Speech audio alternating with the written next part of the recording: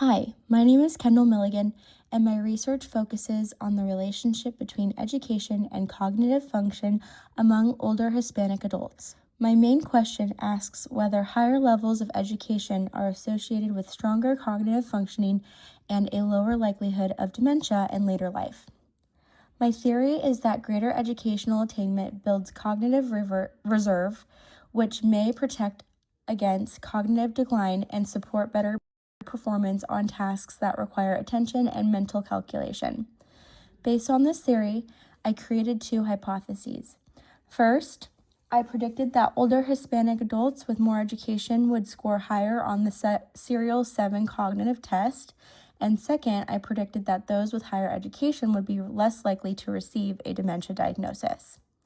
For this study, I analyzed data from 1,257 Hispanic adults aged 65 and older who participated in the Health and Retirement Study, a nationally representative survey of aging adults.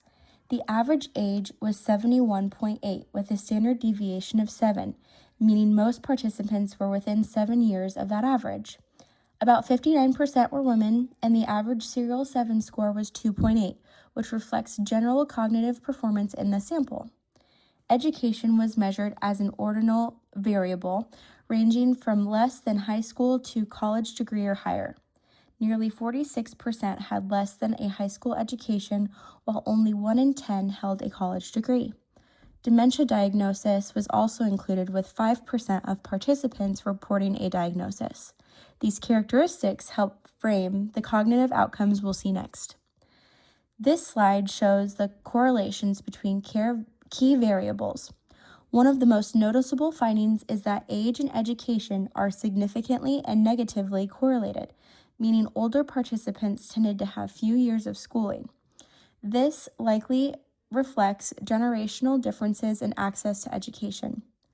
Education is positively correlated with Serial 7 scores, showing that individuals with more education tended to perform better on the cognitive test. Education is also negatively correlated with dementia, although the relationship is weak.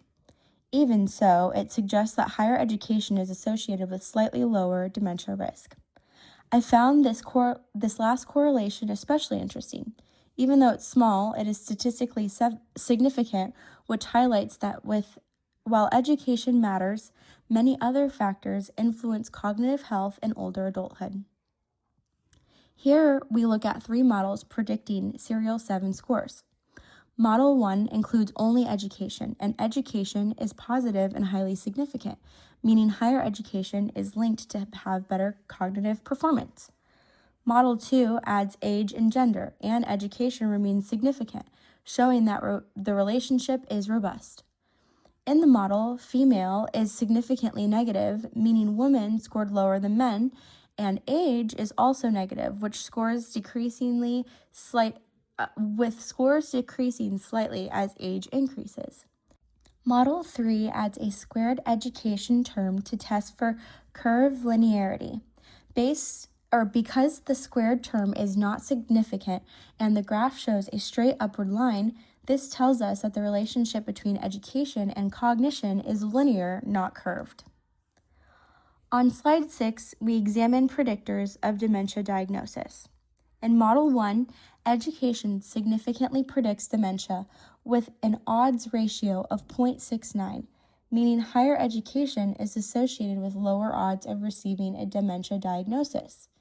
In Model 2, once age and gender are added, education is no longer significant. Age, however, is positive and significant, meaning dementia increases with age.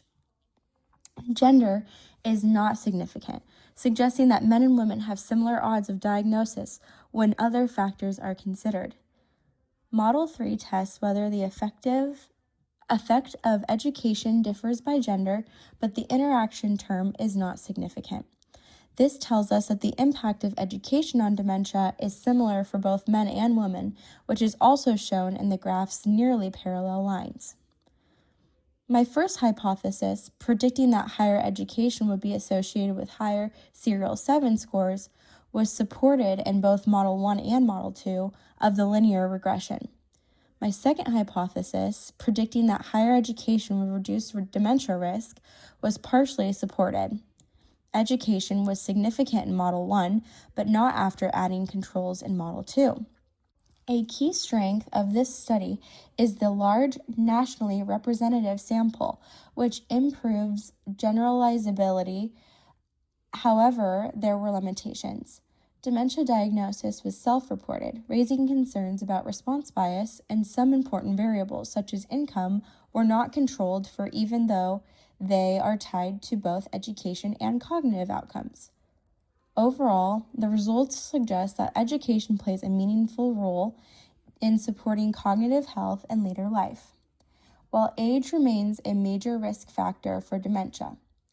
These findings highlight the long-term benefits of educational opportunities for maintaining cognitive functioning as people age. Thank you.